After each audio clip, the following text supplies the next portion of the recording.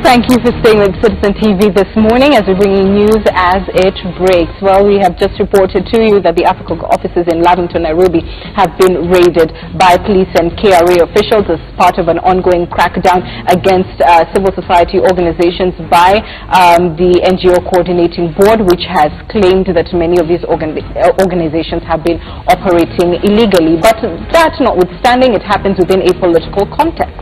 So joining my panel this hour is Charles Munui. He's a political analyst. And good morning to you, Charles. Your thoughts on this latest development? Good morning. I think the timing is what I have a problem with.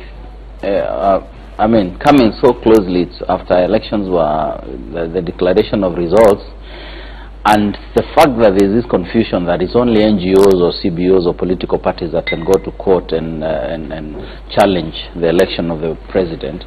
I think the fact that out there is no information and the NGOs are claiming, or the public benefits organizations are claiming that they are being targeted because there is a likelihood they'll go to court. I think Kenyans should, number one, appreciate the fact that anyone can go to court. You don't have to be a body corporate. You can just go as an individual and challenge the results, as it were. So minor care can still go to court registered? Exactly, as an individual. So let us not stop. Let us stop tying these things together, and let us even interrogate how these organizations operate, because there is a lot of mystery also about how they operate. But having said that, I think it's only fair that anybody who is aggrieved by what is going on, because, like I said, the board must do its work. The authority, they are supposed to self-regulate, as it were.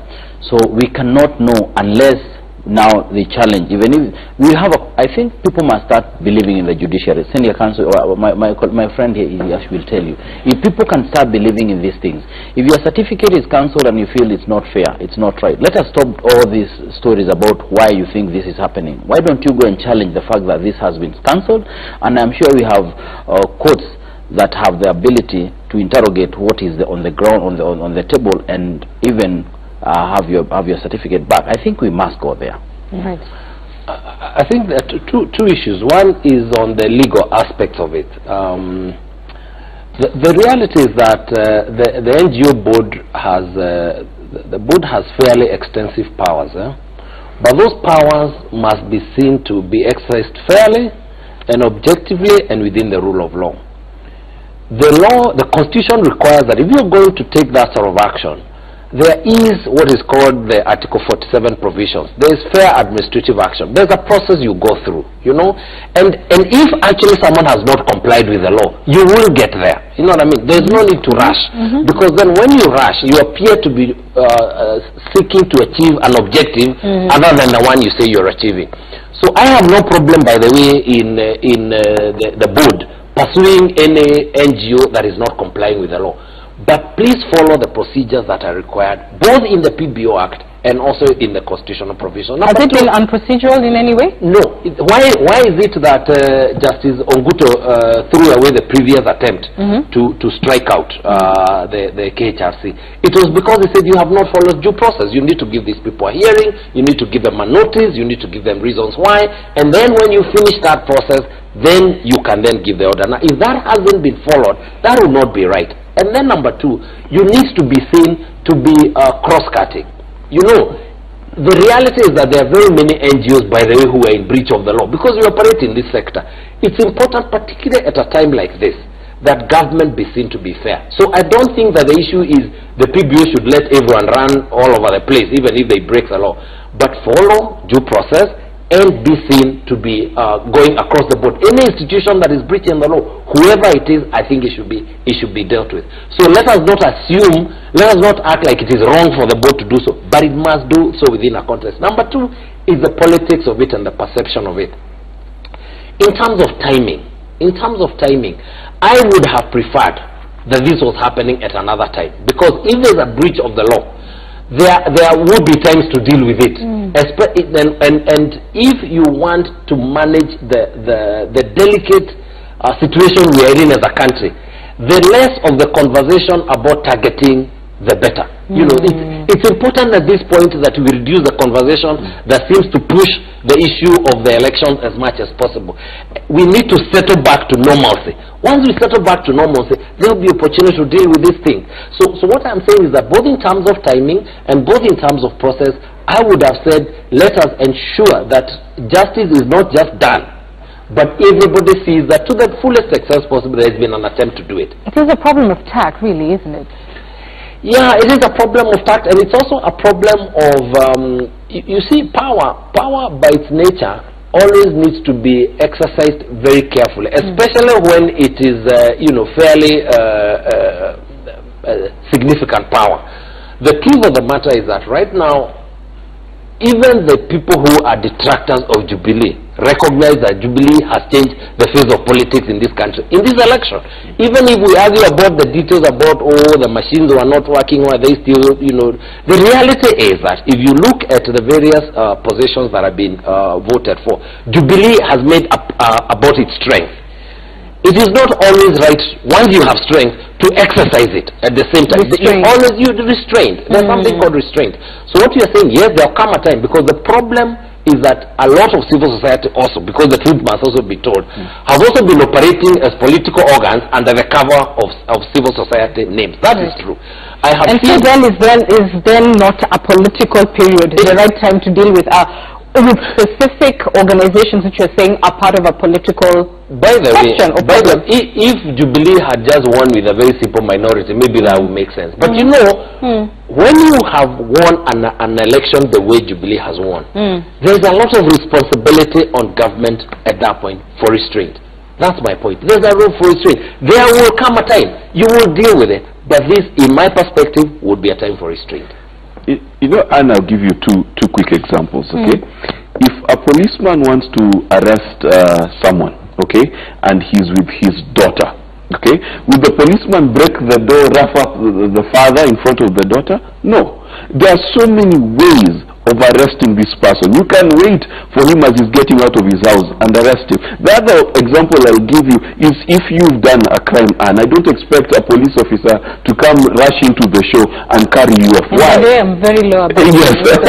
Now, the problem with that is the aesthetics of it look absolutely wrong. And as far as the public is concerned, whether KRA has contravened the law becomes a secondary issue if you are seen to be doing it in a politically charged environment, especially since the most recent memory of Maina Kiai is him holding certain forms saying that your election was not credible. You understand? The aesthetics of it, the message that you're passing does not look right. The second part to pick up from what Waiganjo said, we need to understand that if you have a lot of power, then you need to have equally a lot of restraint. And what is that restraint? I do not think that we would have been in a crisis as a nation if we waited 3 weeks to execute these orders. I don't think KRA was importing 20 tons of cocaine so that now if we arrest them now, we've saved people. The reality of the matter is this particular decision is not a life and death decision. There is no emergency to it. Is it based on the hypothesis and the argument, and I'm not speaking specific of KHRC, but the notion that Kamodo has presented that there are many of these NGOs which really are just camouflaging and holding political fort. They are using their monies for political ends. Then is it maybe not a life or death question, but a stability question? Now, let me answer that question. The CDU in Germany has an organization called Konrad Adenauer Stiftung, which operates in Germany and across the world and carries the beliefs and the agenda of the CDU in Germany to these different countries. That organization operates in Kenya, and there are many organizations like that. It is not necessarily illegal for a political party to have an arm that is a civil society organization. But should that not be in all fairness, let us look at the argument being advanced by the Public Benefits Organization Regulatory Authority, and the board, as it were. Because they're saying you are running an account that is illegal. That's a very simple, straightforward issue. And if that is so, then that cause, because an organization like what my brother is talking about can be registered here. If you're operating from wherever you're operating, you look at the act, you can actually be domiciled here. You're domiciled here, you can actually get registration over here. Importantly, moving forward, I think these public benefit organizations must also be responsible. It doesn't matter what they are dealing with, what they are doing, but they must be responsible. They must be able to do to carry out their business within the confines of the law. It doesn't matter whether they want to engage in politics, as long as that is contained in the provisions of their constitution. That is okay, and as long as they are registered or as such, there's no problem with doing that. Totally no problem with doing that. But can they be operating within the law? In fact, the issue, and that's why I started by saying.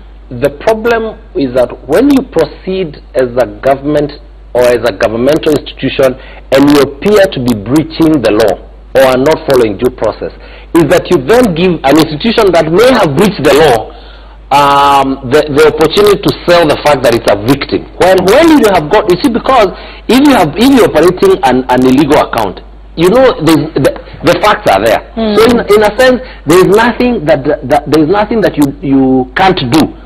Follow due process. Allow them an opportunity to respond to the issues. Allow an opportunity for the processes that the law requires to be followed, so that when we finish, everybody accepts actually there's a breach of the law here. Because what is happening is that institutions that have actually been operating outside of their constitutions, institutions that have been using resources to pursue objectives other than those for which they publicly claim to be pursuing, will now come and say we're being punished because you don't follow due process.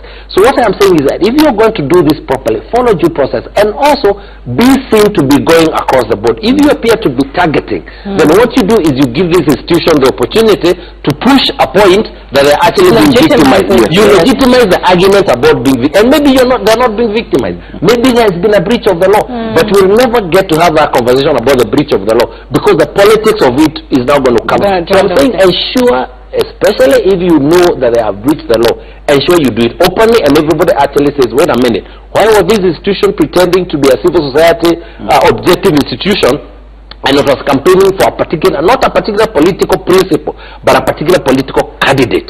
You know, that needs to be, but you cannot do that if you allow the cover of politics and victimization. You lose the opportunity to do that, and I think that is what I say.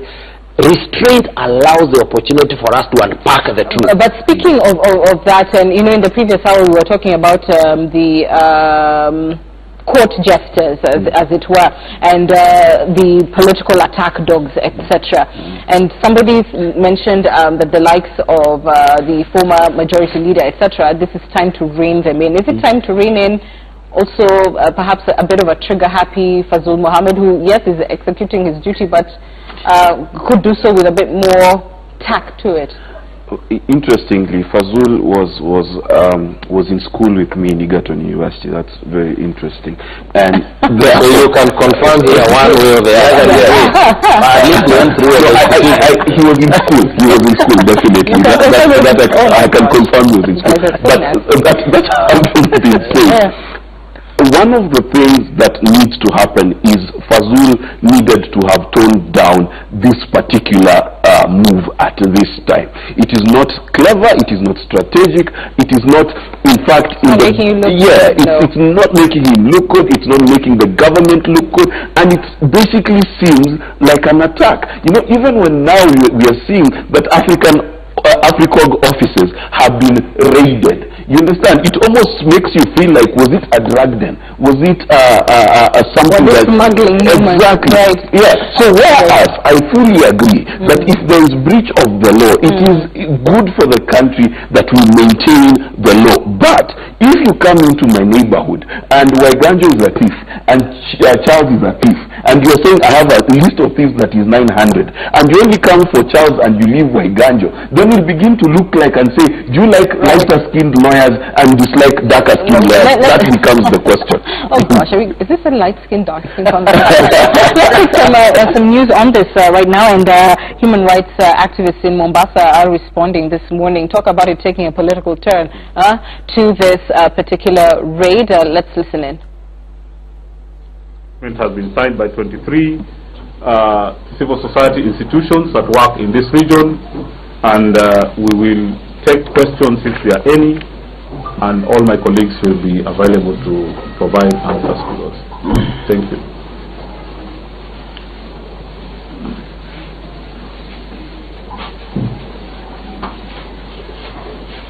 Yes. Kwa ufupi tu kuhusiana na swala hili zima, ni nini nasoma mashirika haya ya hapa Kiswahili?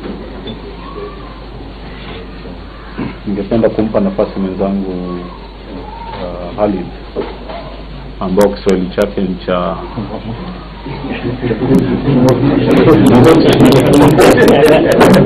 nafikiri aweze kuzungumza mambo hayo kwa Kiswahili sikielewi bana.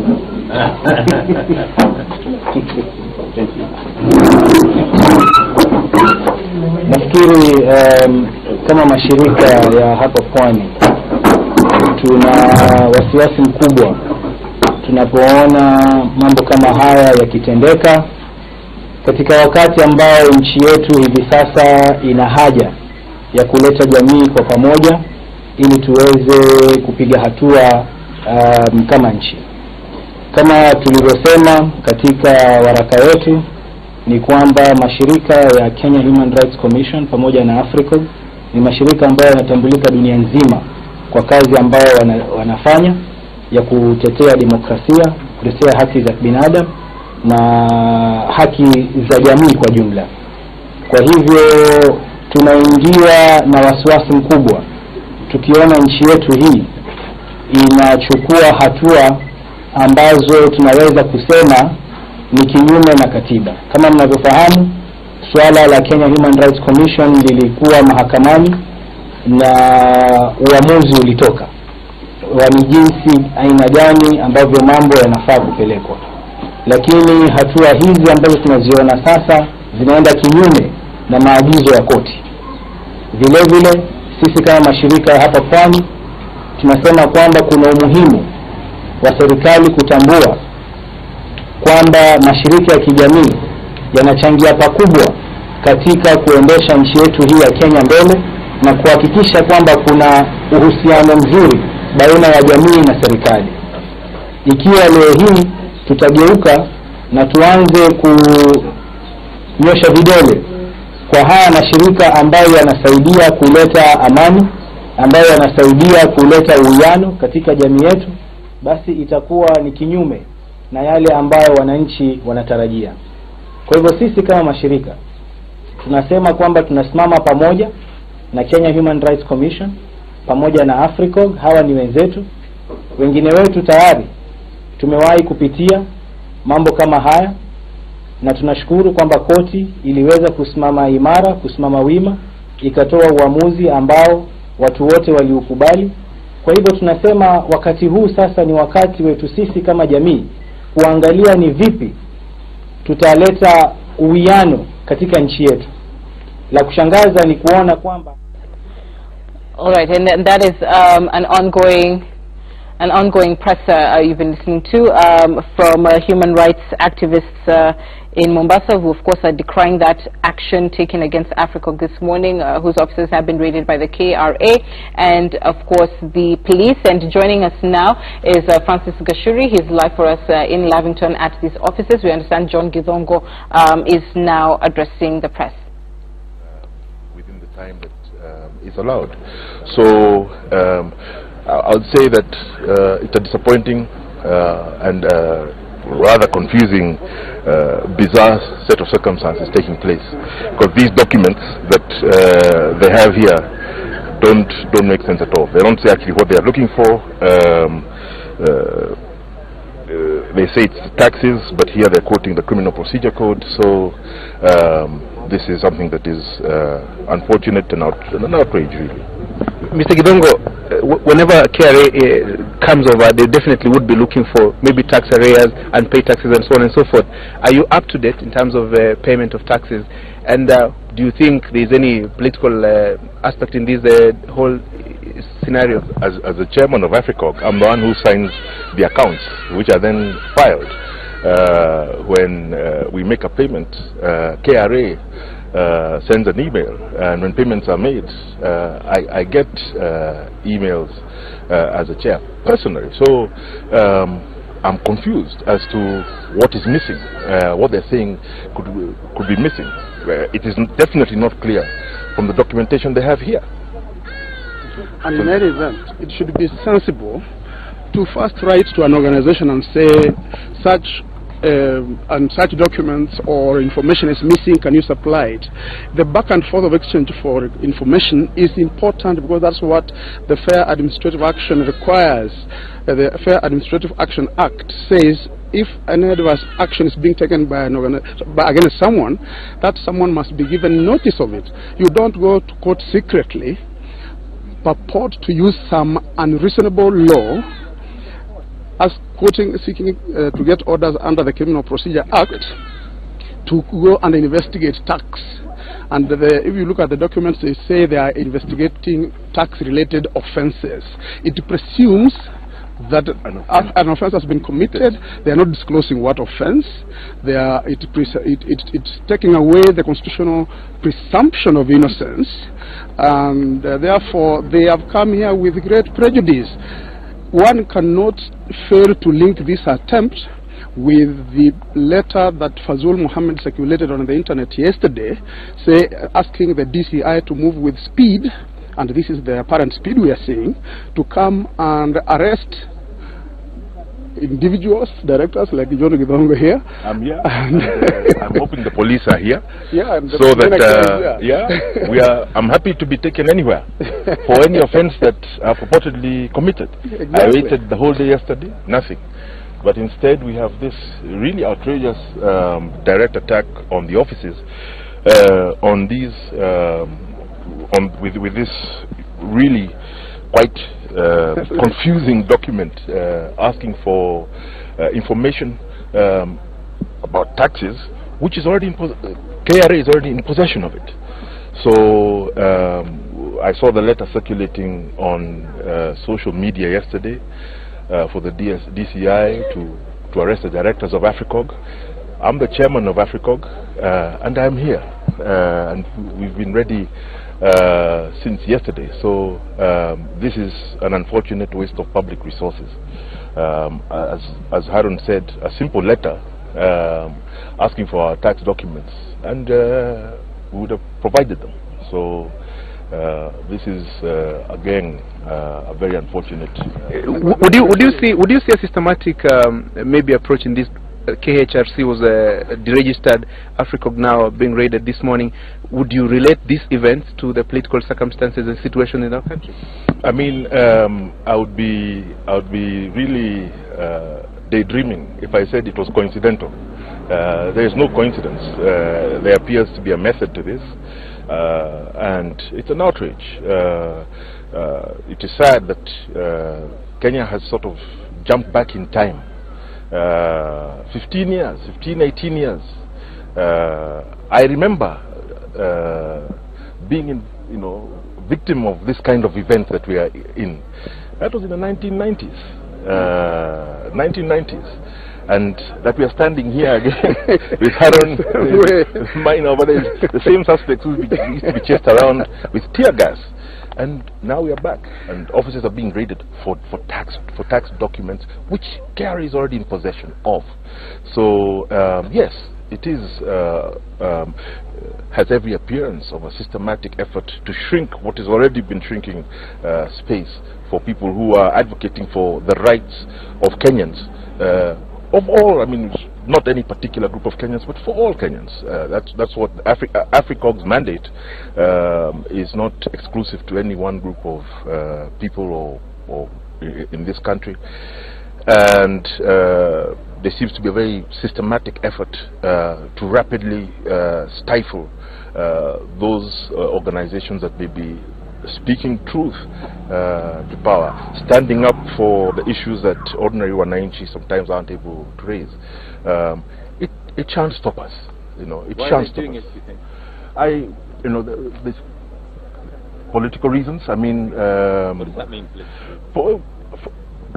Civil society organizations have been at the forefront of advocating for human rights. AFRICOG is at the heart of fighting, struggling and advocating for better governance and against corruption in Kenya. And we've seen a shrinking of the space for us to operate over time. And this is a more sort of theatrical and dramatic event that follows a direction that has been there for some time, and that's why people are linking it with the politics. Do you think it comes from the president? I have no idea who it comes from. This is the Kenya government right here. Yes, this is police, KRA. This is the Kenya government here. Our government, you know, these are people who are paid with the same taxes which they're saying that we're not paying. So that is the situation. All right, an ongoing address of the media by the chairman of AFRICOG. You have seen, of course, that trade taking place this morning, following closely on the heels of the move by the NGO board to deregister AFRICOG and KHRC, the Kenya Human Rights Commission, on various grounds. But nonetheless, my panel today takes issue with the timing of this, of course, given the current political environment. Having said that, though, Kamodo, one can argue purely from a political standpoint, not Fazul's brightest hour, right? Not your finest moment, not well thought out, leave alone the issue of law. But now if we can zero in on the law in terms of how these boards are supposed to operate, especially those that are seen to be pursuing a certain political agenda or publicly advocating for a particular political candidate, like now in the period that we've just come from the general election. What in law are the boundaries within which organizations like this are supposed to operate? Can they, for instance, lobby for a certain presidential candidate without stating that explicitly in their is it articles of association or etc.? Constitution. Or the constitution, right? I think, and let's first backtrack and say that Kenya has a huge number of NGOs, let's call them PBOs, generally, that are doing tremendous work everywhere. The Kenya Red Crosses, the Kituo cha Sheria, even in the human rights sector, there are very many. And they're important because a lot of why we are here, where we are as a country, is because they push the principle. And I think they must continue to be encouraged to push the principle, because let's not assume that we have crossed into Canaan. Oops. Oh, yeah, you got the wrong one. But you get me. Let's not assume that all our troubles are behind us, particularly in the human rights sector. We still need their voice. We still need their voice. We still need the churches. We still need institutions that speak on behalf of the public. But sometimes government can be autocratic and atrocious. So it's important for them to be there. Yes. I think the problem becomes where, and it's a very thin line, where institutions morph from being from pushing principle to pushing individuals. And the truth of the matter, because we live in this country, there are some of these institutions which have been actively campaigning for particular political candidates. That is, and everybody knows that. And I think what they need to do is they need to, if institutions... Is that illegal? Let's start. Now, that's why I said, if they want to exist as institutions to campaign for candidate X, then let them be registered as such. Because you can have as a candidate an institution that exists to campaign for you, and they do that. You know what in the US they call the political action committees. You know that some of them actually exist to campaign for candidate X. But even there, remember that even the US, they stopped being encouraged to support principles as opposed to individuals. And so I think part of the problem has been that line has been crossed very many times. And it became very obvious, particularly during this process where there was contestation about the electoral process. And some of the leaders of the institutions actually were pushing points that were clearly not about the law, all the procedures, but actually pushing what was essentially a political point. It became obvious. I'll give you an example. When we were talking about the what is it called? The system, the hacking in the system. That was an allegation that was made by a particular political candidate. Right. Particularly individuals went and pushed that as if it was fact. We forgot that in the law, courtesy of Minor K, by the way, courtesy of Minor K in his team went, and I think that was a very good thing for them to do. I disagree with the law, but I agree with what they did. He went to court and said, from now on, all the elections of the president are going to be based on results from the constituency. Right. The National Tally Center has actually no role other than to count. I still remember that press conference. Right. Their role is just to do arithmetic. Right. But you saw the same institutions coming and now saying these institutions must be held to account. Why are they without verifying forms? And yet they are the ones who have said these people should not do any verification. So it then appeared that what we were pushing was no longer a legal point but a political point. Now, when you do that in a political context, then what you will get is political consequences. Having said that, I still go back to my previous point. We're a nation of laws. And even in a political context, it is important that government be seen to be following the rule of law. Right. Even where people are wrong, even where people have committed wrong, it's important that you be seen to be following the rule of law. Because if you don't, you lionize even people who have broken the law. And now it looks like actually they haven't done anything wrong, but you're actually creating a case to reach a political objective. Whereas if you had actually followed the process, it would be obvious to everybody that there was breaking of the law. It is the same point I used to make about the election. I used to say it is important that it is impossible to rig this election, so that when somebody wins the election, we will all be able to sit back and say, oh, we may not agree, but surely this election on the face of it was won fairly. So it's important all the time to be seen to follow rules, especially when you're government, especially when you're a strong government, especially when you're a government who has a huge mandate. It's important to be seen all the more, because by the way, some of these institutions are more irritants to government than actually as real threat. It's true, than a real threat to public law and order. It's the mosquito hammer. It's true. It's not necessary, and it's important to deal with it. I don't think we are saying that people should be allowed to breach the law. But it is important that even in dealing with that, particularly in a context like this, that you be seen to be following what is it called, the rule of law, and ensuring that the due process, as long as that due process is being followed. If you follow due process, we all agree.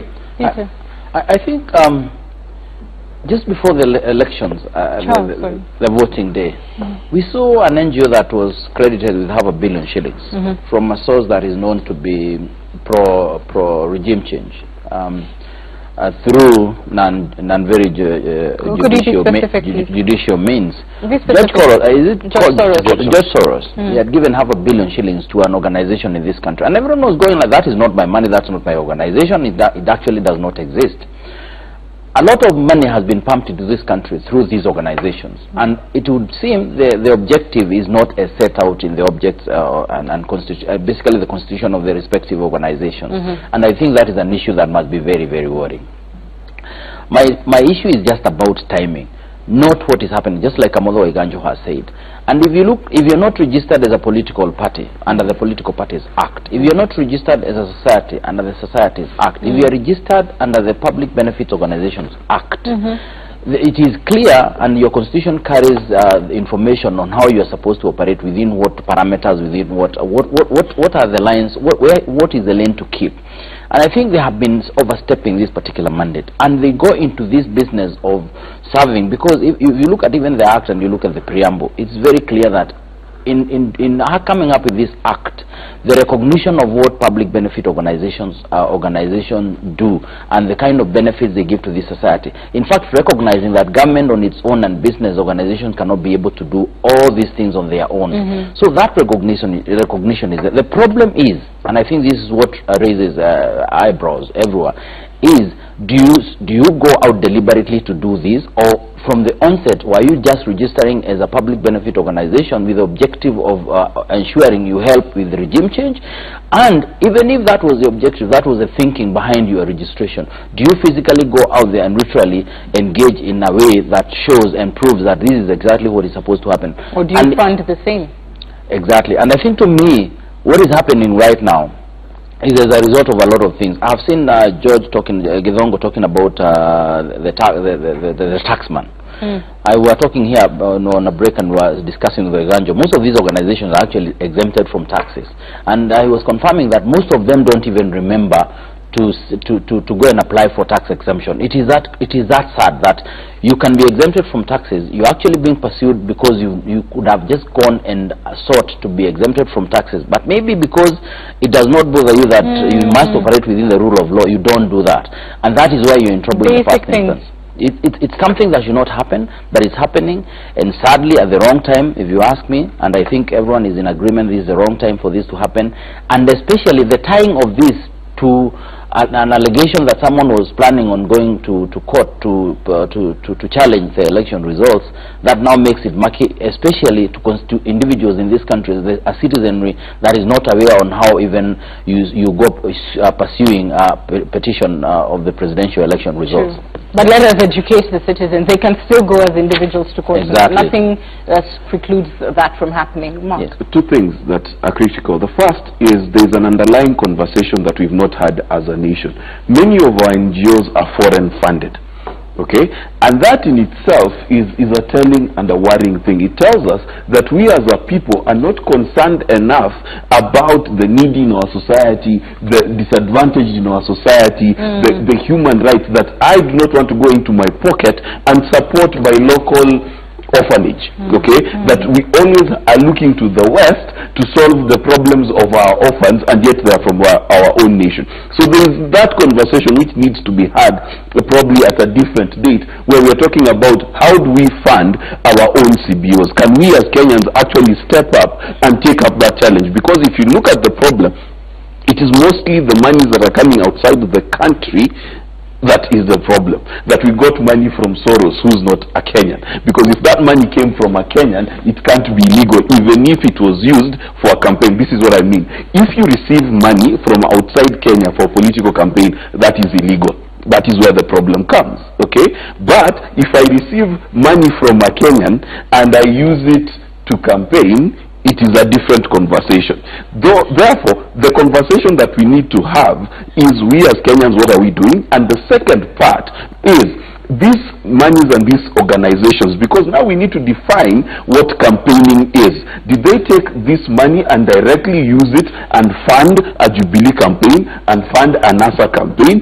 Or is it that they used this money to register voters? You know, that's where the questions really are. What were the resources used for? What were they actually doing? That's what makes it either legal or illegal. Now the problem is that definition can get very tricky, and I'll give you an example. An organization such as MDI or Konrad Adenauer Stiftung or Heinrich Böll Foundation or all these other foundations, the questions they'll ask you is a political, and they support political parties, correct? So a political party can approach them and say, what kind of help can you give us? They will tell you, under the law, we can facilitate a seminar for your people. So your people will come, eat lunch, be taught, and go home. Why? Because that is in the interest of strengthening democracy. You see the difference? So those little nuances in the law and how they apply these funds is where we need to seek clarity about. And that's where the problems come in. Okay. And also I think there's also the way we also tend to mix the individuals and the institutions. You know, because and it's a conversation we had earlier, that we're not very good at defining institutions separate from the people who lead them, so that when individuals take positions, we then assume that that is a position of the institution. And they themselves also don't make an effort to make it very clear that when I speak, I'm speaking as myself, but that when the institution now speaks, or when it is operating as the institution. And I suspect that a lot of this also has to do with funding. These institutions are fairly well funded. If you're going to run a petition, for example, in a presidential, it's a very expensive process. I suspect a lot of individuals may not have the resources to do that. So then you need to take advantage of the resources from the institution. But I think where we need to go in the future is to ensure that we make a very clear distinction between public government institutions that are pushing objectives and principles and institutions that actually exist to campaign for political causes, very clear political causes. We have tended to mix that. All right, and that's our time. We're taking a short break. Brian, of course, is next with social media.